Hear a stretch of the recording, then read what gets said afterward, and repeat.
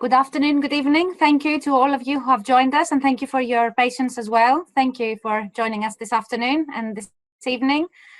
We hope, I'm not sure we hope you will enjoy is the right word, but we hope we will be able to clarify a few things about the DAC6 world, particularly from a UK angle. I'm Dora Mace-Kokota. I'm a partner in our ship finance department based in London. And we've also got Danai Hoseku-Golini with us today, who is a consultant in our ship finance department. And before we start, I just wanted to let you know that this session is recorded, which should be obvious from your screens, but just in case. We will kick off in a minute, but before we do so, you should be able to submit questions in your box, which is entitled Q&A at the bottom of your screen. So if you would like to do that throughout the session, perhaps you already have burning questions that you would like to submit, but even if they come to you during the session, please go ahead and submit them, and we should have time in the end to pick up as many of those as we can. Otherwise, please feel free to contact us after the webinar, obviously, as well, and we will try to do our best to answer them. Anusha, do you want to put the slides on so we can share?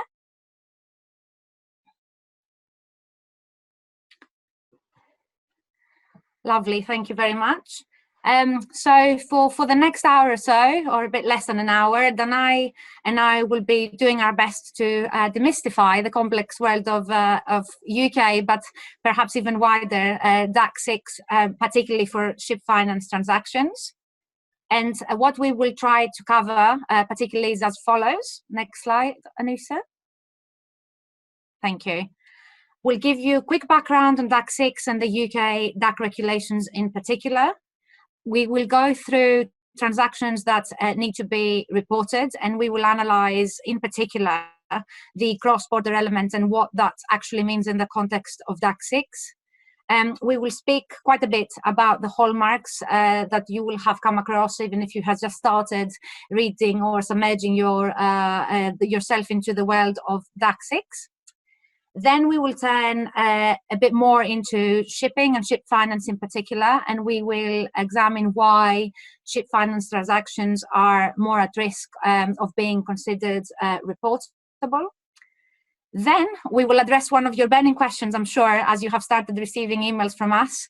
Why are you receiving communications from your UK legal advisors, but also, I understand, other legal advisors around Europe in terms of DAC? And last but not least, we'll try to make it as practical as we can and go through some tips and examine what you should be doing if you receive such communications, and what kind of questions and things you should be considering internally in order to take forward anything that you need to be doing in terms of your obligations, if you have any, under the DAC6.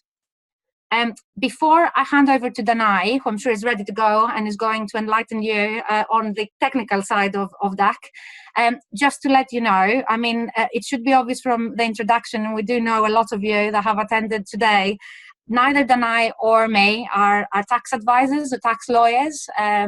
Maybe we should be after all the education that we have received in terms of DAC in the last couple of months. But fortunately or unfortunately, we're not. And the scope and purpose of the session today was very much a session about practical application of DAC and examining what DAC means, particularly in relation to ship finance transactions. So obviously, we don't really provide any advice over webinars anyway, but particularly in relation to the particular webinar, please do bear this in mind. We can try and assist you, more than happy to do so post the webinar, and please do reach out if you need to clarify anything. But yes, please do bear in mind that we are not tax lawyers in any sense. In terms of the scope of what we're going to be discussing, it will be a little bit geared towards the UK, as you can imagine, and more so because the UK decided, because of Brexit, to implement the DAC in a slightly different way. And so we would like to highlight that and explain what that actually means in terms of the implementation of the regime in the UK and then in Europe. So it will be UK based, but we will cover other aspects of the DAC that apply around Europe. And last but not least, a lot of what we will be discussing, quite unusually, relates to lawyers and other intermediaries and their obligations under DAC. Now, this is something that we don't normally do because we don't really like talking about ourselves and our own obligations. But because, as you will see, a lot of it starts with the intermediary obligations, and that creates a bit of a circle in terms of what happens after that. We thought that it's a bit of it is a good point, to examine and to kick off with in order to explain the kind of ripple effect that causes and the kind of obligations and other issues that this brings for other intermediaries and indeed taxpayers themselves. I leave you in the safe hands of Danai for a little while.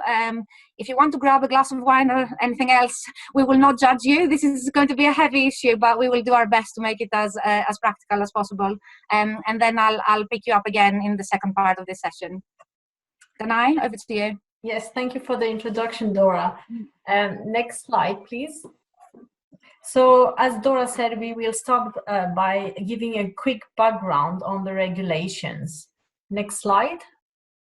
So the whole idea of these regulations stems from the Common Reporting Standard, often referred to abbreviated as CRS. So this is an international standard that was created to really improve tax transparency between jurisdictions. So the whole idea was that the tax authority between countries wanted to make sure that they can exchange information on the taxpayers between themselves. And the aim was not only to catch arrangements that were tax-driven, but also ordinary transactions that may have some tax effect. So that was the whole idea when these common reporting standards were created. After these were put into place, they started to be implemented in various ways. So in 2018, at the international level, the Organization for Economic Cooperation and Development issued some rules that are often referred to as OECD MDR.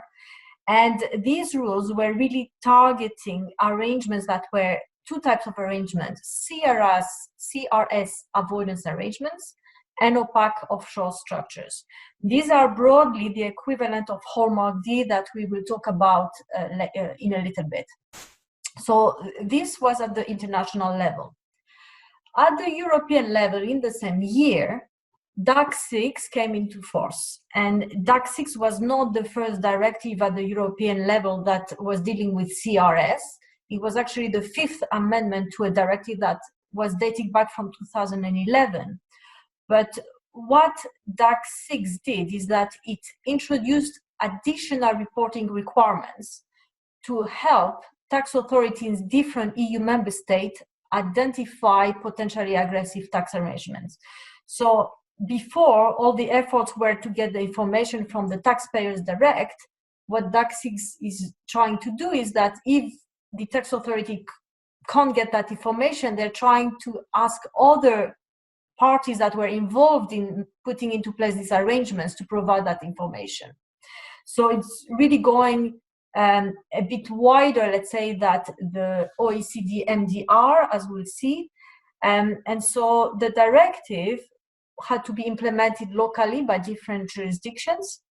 And so the member states had a bit of choice as to the level of penalties and the deadlines and so on. So I know a lot of you are located in other EU member states. And so if you really wanted to see what applies locally to you, you'd have to look at the legislation, your local legislation implementing DAC6. But as Dora says, for the purpose of this seminar, we are going to focus on the UK position of how the DAC6 was implemented. So in the UK, implementation took place in 2020 in the form of the International Tax Enforcement Disclosable Arrangement Regulations. We have internally summarized this as UK DAC Regulations, and that came into force on 1st of July last year. Now, because of the whole, the intention was that the reporting requirement would start already from last summer. Because of the whole COVID situation in the UK, the deadlines were postponed. and all the reporting deadlines and obligations will be kicked in from January this year. Next slide. And so originally, the plan was that the UK would just implement DAC6 as it is and would just bring it as part of EU retail law, from 1st of January, when the whole EU law ceases to apply directly into the UK. But between Christmas and last year, and New Year, the position changed, and the UK government changed its position, and they just decided that actually they just want to stick to the OECD MDR position, which is the international position that's followed by a lot of countries throughout the world, and they don't want to go as far as DAC6. So that's why they said that in the long term, they want to just have a completely new regime that will follow more closely the wording of OECD MDR. But in the meantime, until they do create such new legislation, DAC6 continue to apply, but they amended the regulation in the UK to say only in relation to Hallmark D. And Hallmark D has to be interpreted in accordance with the commentary of OECD MDR. So that's the current interim regime. So DAC6 just for a Hallmark D, and it's still cross-border arrangement involving a EU member state or the UK, not just the UK. The deadlines are the same for now, and reporting still has to be made using the DAC6 process and forms that had been started by HMRC back from last summer. So that's the current position. Next slide. So, I mean, we could only really give a very quick background, but I think that summarizes quite well where we are now in the UK. And I'm sure what you really want to know is what transactions need to be reported. Next slide.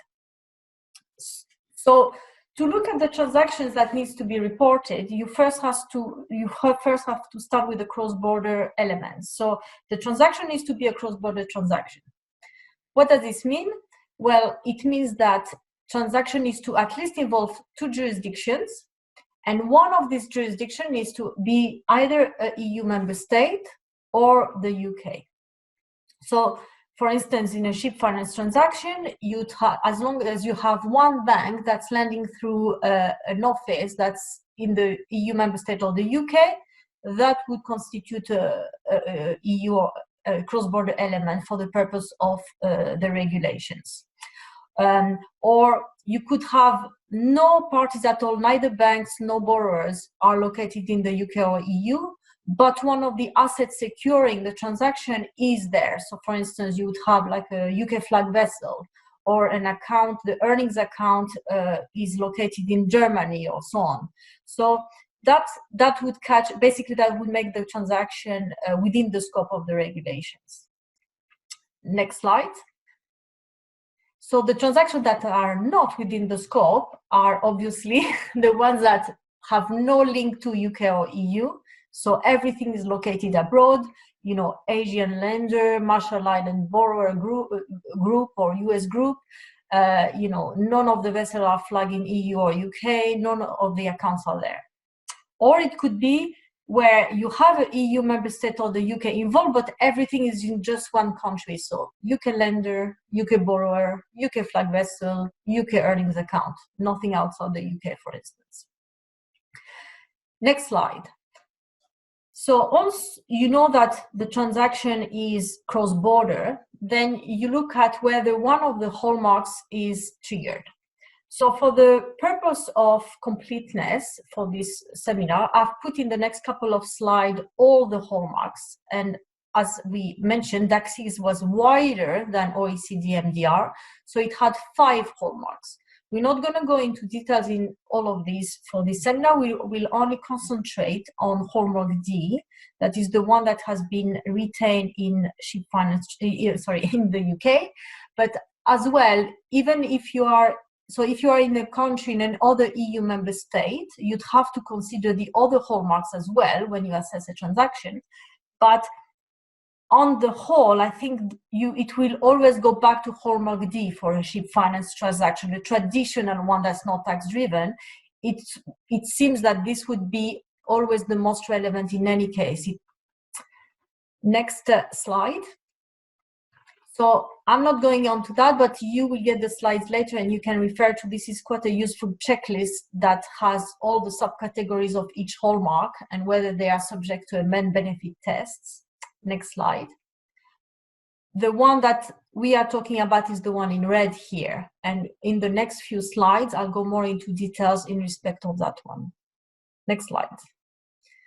So Hallmark D, which is the one we are interested in. So this is composed out of two subcategories, Hallmark D1 and Hallmark D2.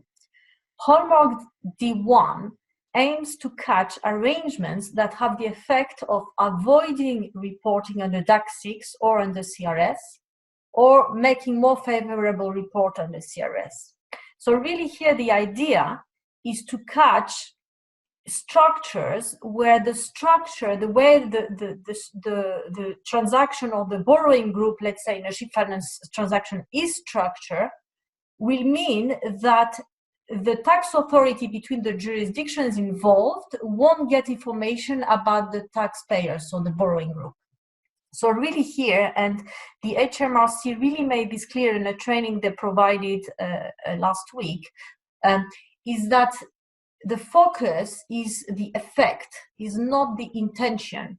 So it does not matter if when the structure was put together, the parties thought about whether the choice of these countries and jurisdiction would, prevent reporting between jurisdiction. So you could really put together a structure choosing your jurisdiction just because it will be better for managing the vessels, or where the vessel will be operated, or the class society requirements, or things like that, and not think at all about CRS reporting. But if the effect of choosing this jurisdiction means that the information between the countries will be difficult, then it could trigger basically Hallmark D1.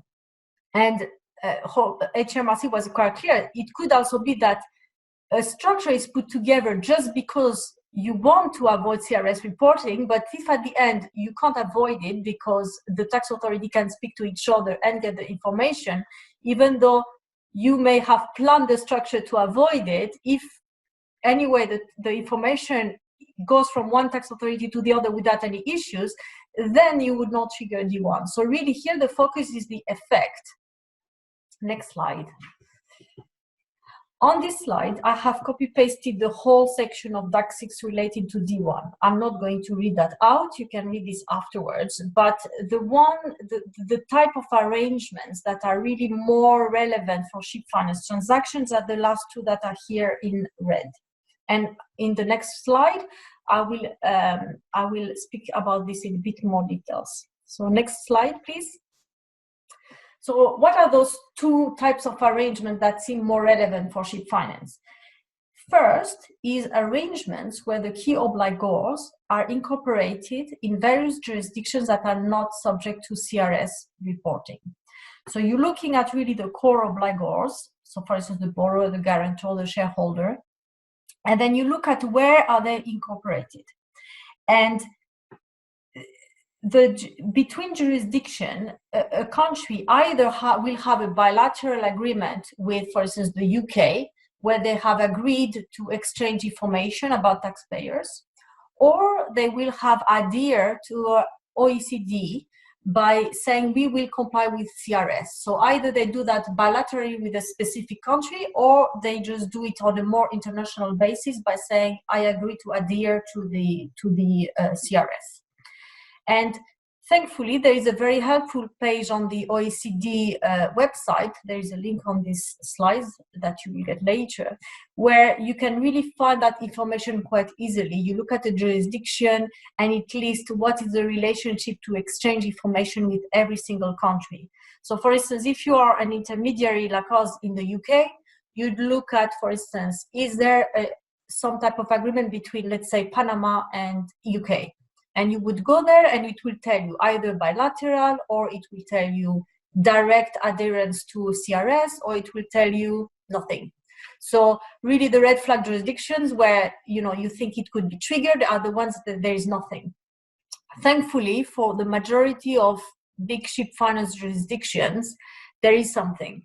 So it's something that's easy to check, and thankfully it's unlikely actually to be triggered in most, you know, ship finance transactions. I mean, if you had a country like Palau, for instance, or Cuba, there is an issue because there's nothing. But if for other jurisdictions like Liberia, Marshall Island, there is something, so that's quite good. So the second type of arrangements where you would trigger D1 is when there is the jurisdiction that are chosen have inadequate or weak regimes to enforce anti-money laundering legislation, or that have weak transparency requirements for legal persons or arrangements. And so again, what are the jurisdictions? Here again, the OECD has another page that's actually more detailed, but it's quite good. It's by jurisdictions. It's color-coded. There's red flag, you know, when it's not compliant. You know, it's green where there is compliant, largely. There's like 4 colors: compliant, largely compliant, partially, and there's different categories. So again, it's quite easy to check which countries have a weak regime or a good regime, and this has been assessed by the OECD, and it's assessed, I think, quite periodically. So every 2 or 3 years, I think it depends on the country they assess. So again, something that's quite easy to check, but again, it gives you a good starting point, or us, to know whether Hallmark D1 is likely to be triggered. So this is really all about D1, and in the majority of ship finance transactions, this does not seem to be triggered. Although in some, you know, jurisdiction, like for instance Cyprus is orange in terms of regime for anti-money laundering legislation. So it doesn't mean that it's automatically triggered, but as soon as there is a red or orange, you know, type of flag, you're thinking, if I don't know any more information, it's reasonable for me to assume, to conclude that it may be reportable. Next slide, please. So the second subcategory of Hallmark D is D2. And this seems to be really the most relevant for a lot of ship finance transactions, because this aims to catch arrangements that involved a non-transparent legal or beneficial ownership chain where you use SPV companies whose beneficial owners do not live in the same jurisdiction as the SPV, and whose beneficial owners are not very identifiable. Next slide, please. Again, here I've copy-pasted the actual legislation, and it's quite clear that there are 3 conditions, because there are ands, so you have to have the 3 of them to trigger Hallmark D2.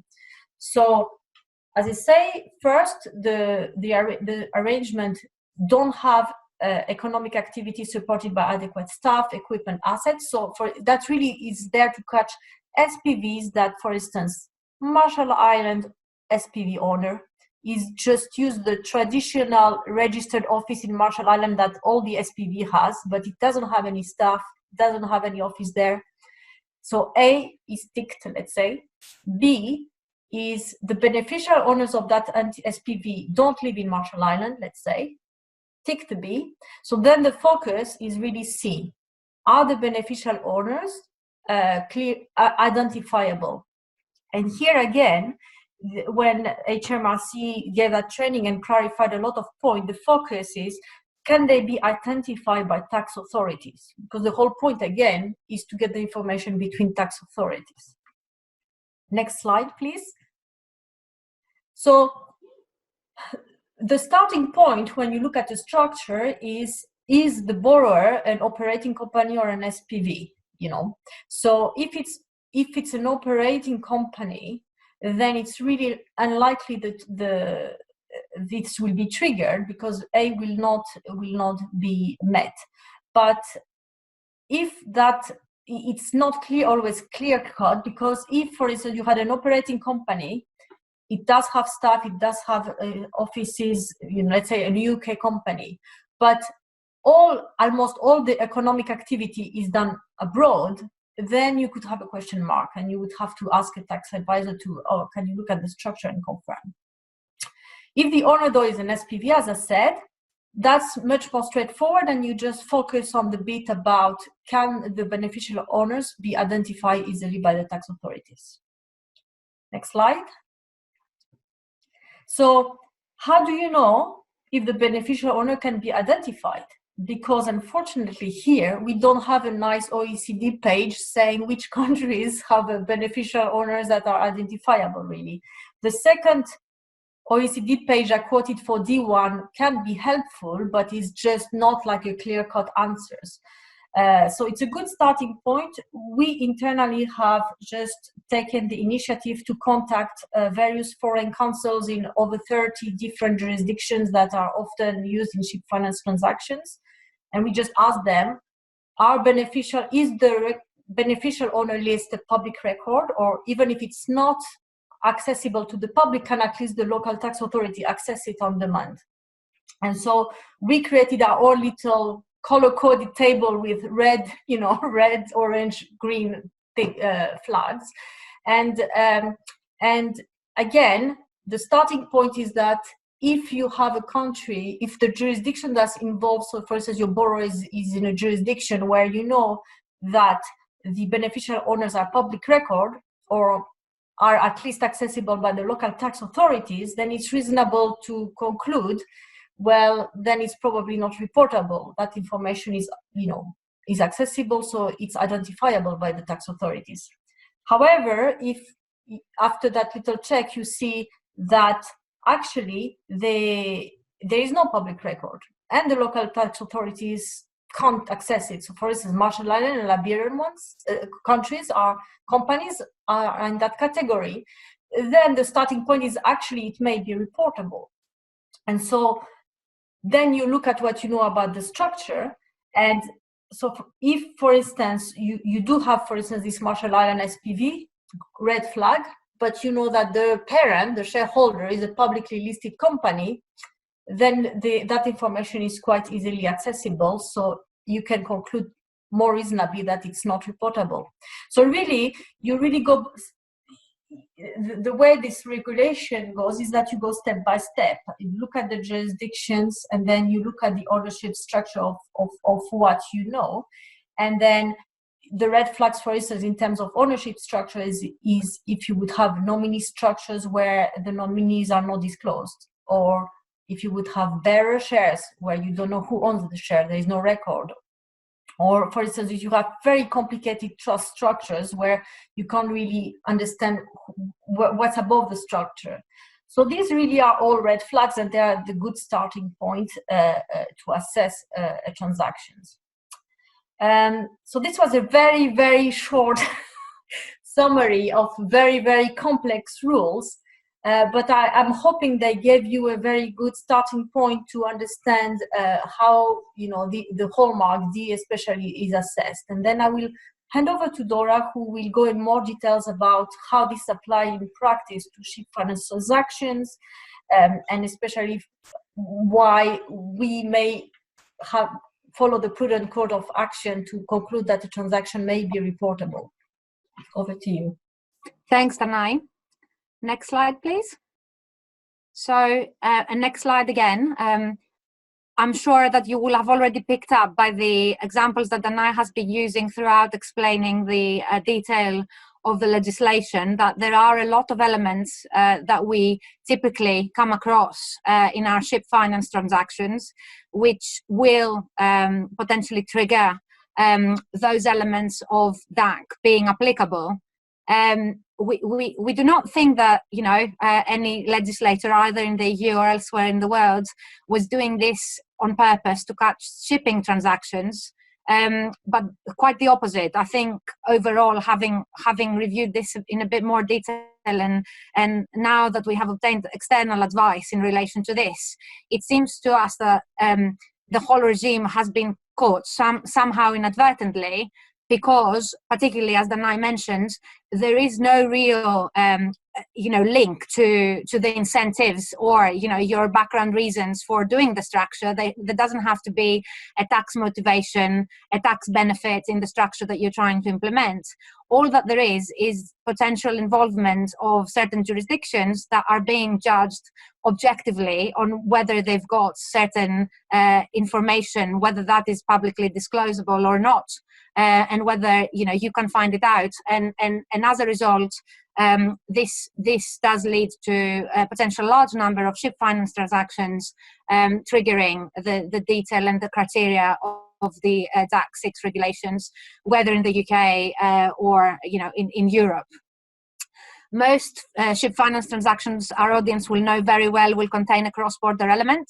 It is very rare that all the parties that we have involved in our transactions and that we document are incorporated, located, registered in the same jurisdiction.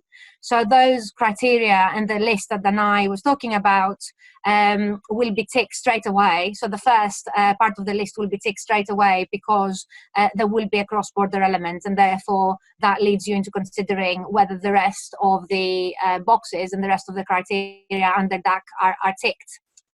As Danai also mentioned, ship finance transactions will also very frequently include an EU or a UK element, and it's not entirely clear how far we can go in terms of this, in terms of what is considered to be a UK or an EU element. The list is certainly not exhaustive, but what is clear is that that will be triggered definitely if, as Danai mentioned earlier, one of the lenders may be lending from a branch based in the EU or the UK. A vessel may be registered, may be flagged in the UK or in another EU jurisdiction.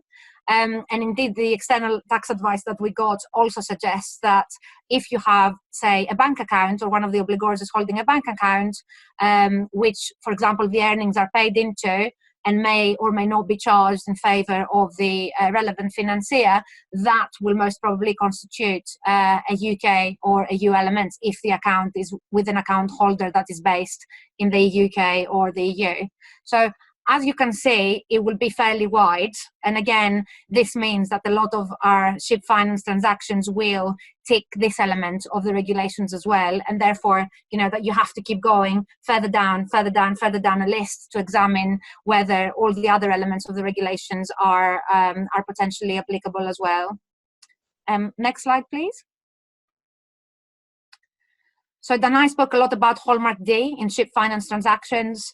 One of our clients actually was mentioning to me yesterday that they have something that they are looking at and examining in relation to Hallmark E.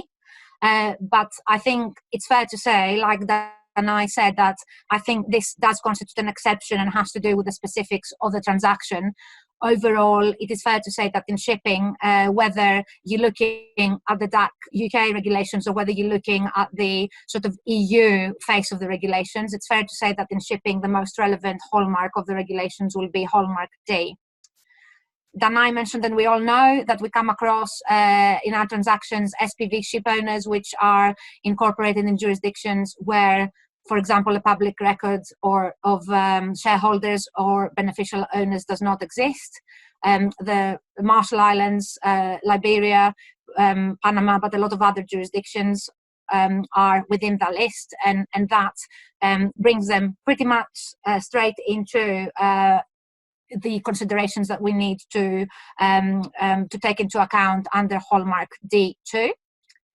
And to make it a little bit worse, or to amplify it, if we want to use a bit more positive language, legal advisors like ourselves will often have limited information on the borrowing group, on the KYC side, and that's particularly when acting for the lenders rather than the borrowing group, because our KYC will naturally relate to our client, who in that case is the lender, the agent, and so on.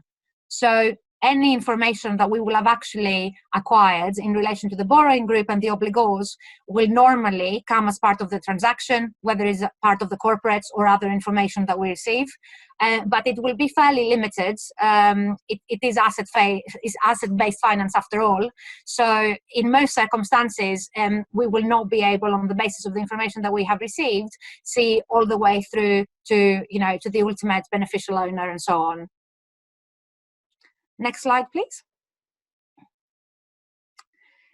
taking us quite neatly, I think, into the question that a lot of you have had and have asked us in the last couple of months or so as to why you're receiving communication on this from legal advisors based in the EU or the UK, including ourselves.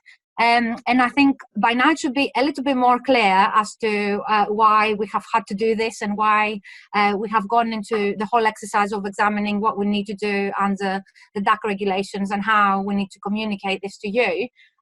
But going a little bit more into the nitty-gritty of it. Anusha, next slide, please. I will not spend a lot of time on this. I think it's fair to say the focus should be on the concept of intermediaries. So in most cases, banks, ourselves, other lawyers that have advice on transactions will be considered intermediaries. And we have put the category of promoters and examples of promoters on this slide. But the focus in terms of intermediary is on the next slide, Anusha, please. And that will be service providers that will aid, assist, or advise with respect to the designing, marketing, organizing, or implementing of a cross-border arrangement, like, for example, legal advisors like ourselves and banks, lenders, whose only involvement with the transaction is the provision of third-party financing. What we have put up there quite helpfully, we think, is that there is a test of reasonableness that is imposed. So a service provider or the relevant intermediary will always need to apply a reasonableness test, in the sense that there will also always be a standard of whether it was reasonably expected for the service provider to know that the hallmark applies. A service provider is not expected to have performed additional external due diligence beyond what is normal for the service provider to do in terms of due diligence. And this links quite well in relation to the earlier point that I was making about KYC. Because, for example, where we will have acted for a lender who is making a loan available to a borrower, we will have done our KYC in relation to the lender, and that is part of our KYC, that is part of our compliance requirements, and that is what we are supposed to be doing as legal advisors advising the bank. But what we don't have an obligation to do is to obtain KYC for the purpose of us opening our files and acting for the particular client in relation to the obligor group. So fortunately enough, DAC has not come along and said that we impose an additional obligation for you lawyers, for example, to go out and obtain additional KYC information and to go on a quest to see if the obligor group, the taxpayer, is ultimately doing what's supposed to be doing, if ultimately there is the ultimate beneficial owner that you can identify through the KYC that you have obtained or not. I think what is crucial to mention, though, in this context, and we can come back to that a bit later as well, is that obviously different kinds of intermediaries will, in the course of the transaction, have obtained different KYC information. Because, for example, the lender that we could be advising will have obtained KYC information on the borrowing group to which it is advancing its funds.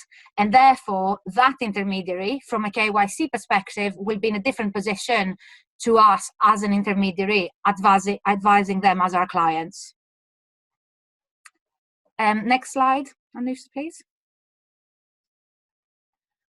Location of intermediaries. We're talking about entities or individuals who are tax resident in an EU member state or in the UK, have a permanent establishment in the EU member state or in the UK through which the relevant services are provided.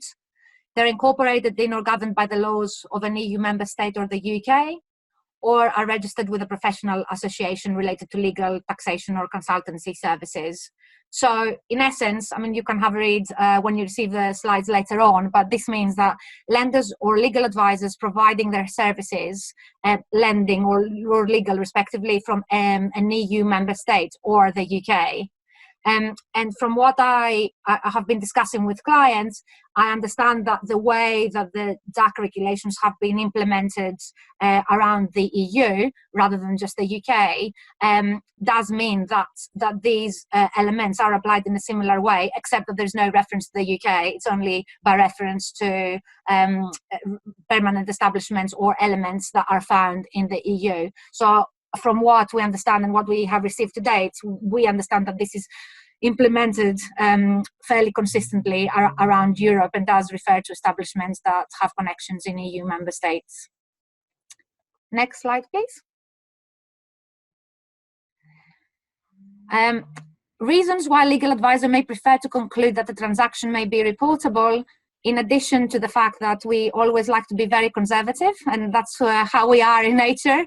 I think it's fair to say that as legal advisors that are involved in a transaction, we often receive limited information in respect of the parties involved.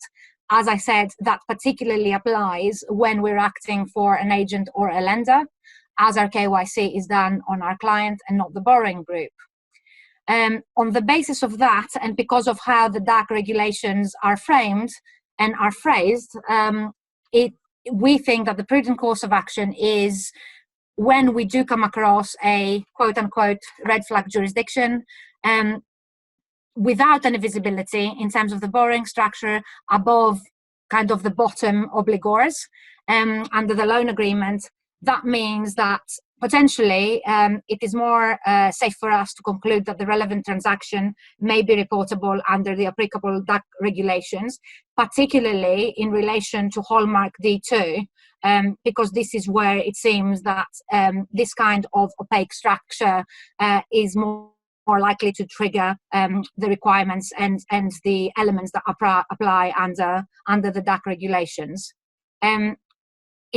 When we are communicating to clients, and we will come back to this in a minute, it doesn't mean that we're saying that there is tax evasion in any sense. So please do not receive those communications and think that this is what we're saying. The only thing that we're actually saying is that based on the language of the regulations that apply to us as intermediaries, and based on the KYC information that we have received, we think that a transaction or a number of transactions may be reportable, as the term, is used in the context of the DAC regulations. And we will come back to what reportable actually means in a minute. But because we have received a lot of questions on this, I think it's important to clarify that we're not saying, that there is any sinister element, or that people are doing things or are structuring things in a way that wants to avoid tax or anything like that. Next slide. Thank you.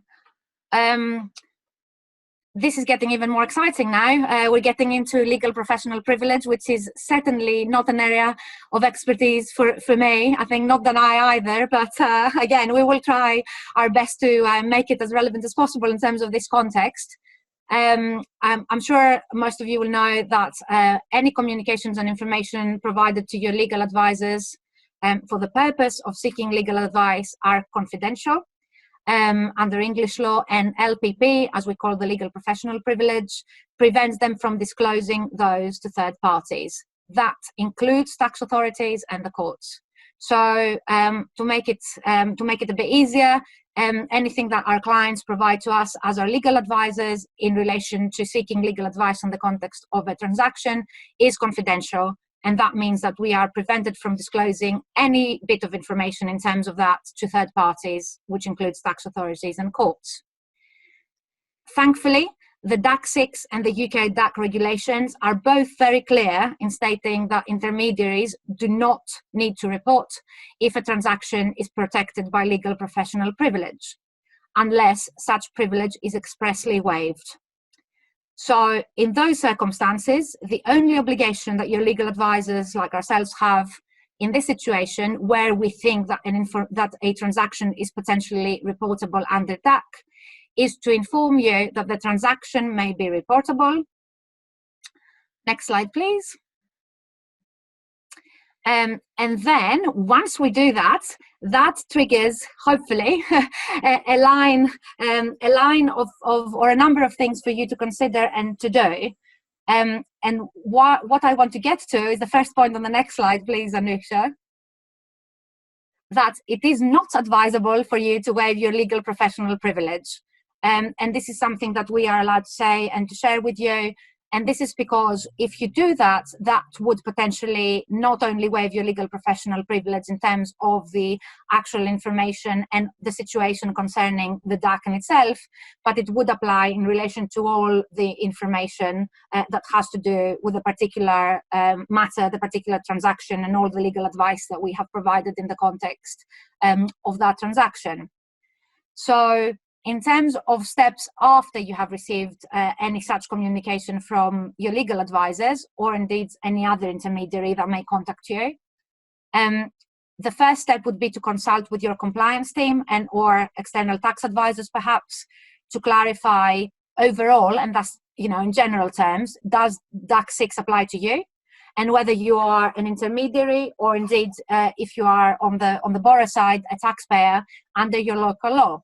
For example, this may not be relevant to you if you're not incorporated and tax resident in the EU or the UK. And as part of that, of course, you will have to identify which entity we're talking about here. Because, for example, when we are notifying clients that are borrowers in the particular structure, they will need to consider what kind of obligations any internal lawyers that they've got have, for example. They will also then need to consider who the taxpayer in terms of the relevant transaction is, and what kinds of obligations apply to the different parties on the obligor group, and where these are incorporated. So it may well be the case that certain obligors are not subject to this regime because they are incorporated in a certain particular jurisdiction, but it may be that other parties have reporting or other obligations in relation to DAC that need to be considered and, you know, and performed on. So that's something to bear in mind as well. If it does, so if DAC6 or the UK DAC regulations apply to you and the hallmarks apply to you, are the applicable hallmarks triggered based on the information that you have on the taxpayer, mainly the borrower? And this is the important bit that we both alluded to earlier. You may well reach a different conclusion than your legal advisors, as you will have performed more KYC checks on your customer. There is nothing wrong with that. It doesn't mean that somebody is right or wrong. It just means that when you examine the particular issue and you're posing the particular questions and then answering them, because that exercise happens from different points of view and on the basis of different information received, it may well lead to different conclusions. Next slide, please. What should you be doing if you conclude that the transaction is reportable as an intermediary? The first point to note that there is only one report that needs to be filed with any one UK or EU tax authority. Most transactions, particularly in ship finance, will involve multiple intermediaries. For example, all your legal advisors based in the UK and or in the EU that are instructed in relation to the transaction. You should be potentially considering whether you should be discussing this with other intermediaries, and if you do conclude that the transaction is reportable, agree who will file the relevant report and with whom, which can be another big question to answer. And as it is not advisable to waive LPP, the legal professional privilege, and the agent or the lender involved in the transaction is likely to have the most complete information, which you may not want to disclose, the agent and the lenders are likely to be the best placed party to file such report if such report needs to be filed. But obviously, the combination of the fact that, you know, the regulations may apply or may not apply to certain parties involved in the transaction, as well as the fact that they are implemented differently in different jurisdictions, may make this a very complicated discussion. I think this is very much work in progress on the side of the lenders in particular, but we will have to wait and see what different lenders conclude in terms of the transaction and what they do as and when they find that a transaction may be reportable and that they need to make a report in relation to it. Next slide, please, Anusha. So, top tip up there. You should involve your compliance or tax team throughout this process, and especially to prepare the report, if you need to do one, using the right local forms and filing the reports with the local relevant tax authorities. tricky bit is the second point up there, that you may also want or you may need to inform the taxpayer, which if you are the bank will be your customer, that you intend to file a report and that you will be doing so or that you will have done so. And finally, once that is done, you will need to send a filing number issued by the relevant tax authority to the relevant legal advisors who contacted you, the relevant intermediaries that were in touch with you about DAC6 or the UK DAC regulations. Next slide. Final words. We have a couple of questions that I will pick up on in a minute. Danai, did you want to add anything at this stage before we pick up on the questions? Well, yes, I guess what I wanted to say is that although there is a lot of emails that you will be receiving now, and you will also have to review and consider the transaction in the light of DAC6, I think that the key takeaway is that this whole process is really in a way to make sure whether if legal advisors or yourselves are ever audited by your local tax authorities, to have some type of evidence that we've considered each single transaction, even if we concluded that they are not reportable, or even if we concluded they are maybe reportable, but we haven't reported anything since we have legal privilege. I think the key idea is to have some type of records so that if we are ever audited by our HMRC, for instance, in the UK, we can show that we've complied with our legal obligations. And I suspect it will be a lot the same for you. So you will also do your own analysis if you are, especially if you do have to comply with DAC6 as implemented in your own EU member state.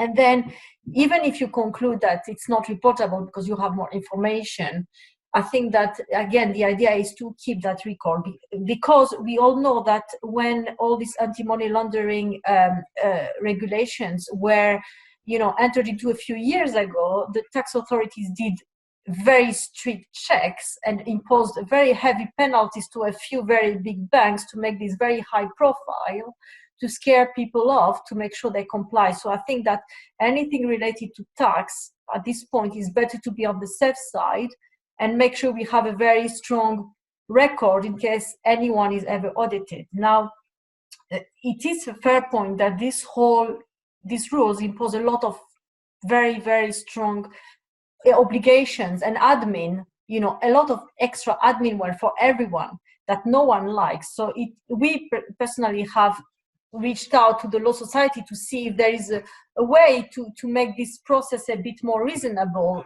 from the admin side point of view. And we're hoping that when the new legislation, at least in the UK, goes more closely to OECD MDR, which has more a focus on the intent rather than the effect, a lot of this will go away, at least for us that are based in the UK. But that's something to see. So that was really the key takeaway I wanted to mention, Dora. And then if you do want, I can reply to that question from the Q&A. Yeah, that is a good question. So someone was asking, and it's actually a good and tricky question. Someone was asking, in terms of knowing who the beneficial owners are and whether such criteria may be satisfied, does it matter that the lender holds such information as part of the KYC, or does it mainly matter whether the tax authorities can access that information? So it's a good point, because when I was listening to the HMRC talk on this, it's obviously key that the tax authority wants to access this. However, and you will obviously need to take your own tax advice from your tax advisors on this particular point. But when we were investigating that point with the tax barrister tax counsel we were talking about, they did say that, if you do have the information as part of your KYC, then it would be reasonable for you to conclude it's identifiable, because you don't really need to investigate for a long time whether a specific tax authority can access it. If it's identifiable to you very easily, and it was just part of a very easy KYC procedure, then it would not be unreasonable to conclude that the hallmark is not triggered. So that's the way we've also approached things. So we We especially look more like at the information and the tables we have, especially if we have very, very limited knowledge on things. But especially if we ask for borrowers and we have KYC on them, if we do have the information as part of the KYC, our conclusion often is that it's reasonable for us to conclude it's not triggered. But you will have to obviously look at your internal tax advice, advisors, to ask more guidance on that. Yeah, I think that the one thing that I would add is, and the reason why you'd have to ask your internal and local advice is that each regime implements the DAC regulations in a slightly different way. And I think, for example, what we understand today in terms of how it has been implemented in different countries in the EU, it's fair to say that in France, for example, it is very much the case that the focus is on what knowledge the party, the relevant intermediary, actually has in its possession. So the focus there is very much on what information you're actually holding and whether that information is showing you the ultimate beneficial owner and so on. In the UK, as Danai just mentioned, the approach, I think, is fair to say, is a little bit more balanced. And although, as Danai said, for example, in cases where we will have KYC, you'll definitely look at that and will be able to make conclusions. A lot of the times, if, for example, the UBO cannot be established by independent, publicly available means, our own KYC requirements would be satisfied by certain officers of the borrower or the relevant obligors certifying that. And the barrister who advised us on this said that it is questionable whether, if you have just that and there is no other means where you can identify the UBO, whether that actually makes the D2 not being applicable. So it's unclear, and it's a bit of a more balanced approach in the UK. I can't see any other questions. No, I received one on email that asked if the UK DAC regulations have an extraterritorial effect. And the answer is no, they don't. But then again, if you're looking at so that means that basically whichever party the UK DAC regulations apply to has to comply clearly with the UK DAC regulations. But if, for example, we as legal advisors reach out to a German bank, that doesn't mean that they have to comply with the UK DAC regulations. It only means that they need to look at what applies to them through the local laws, which in that case will be German law. But again, that is a question of local implementation. So if you get contacted, for example, on the basis of DAC regulations that apply to France, it is a good question to ask the intermediary that is contacting you whether, you know, those regulations as implemented in France, for example, have an extraterritorial effect.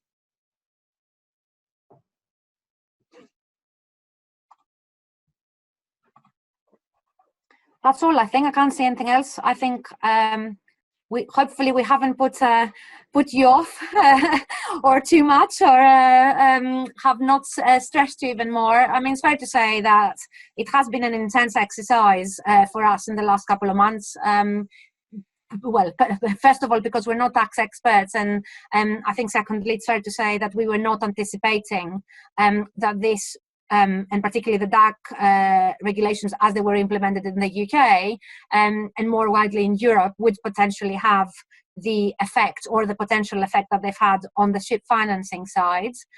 But we have tried to be as careful and prudent as possible without overdoing it and without overburdening our clients and everybody that we need to notify about the DAC. And I think let's see what happens. As Danai said, we have reached out to the Law Society here in the UK. As part of that, or separately, we will be reaching out to the HMRC. And although this is obviously very UK related, it will be interesting to see if they clarify further in any way the implementation wording that has been used in the UK, because potentially that can help us with interpretation of other of the implementation of other equivalent provisions around Europe. So watch this space, and as always, please do feel free to reach out after the webinar if you have any questions or you need any further guidance on this. Thank you for your time. Thank you.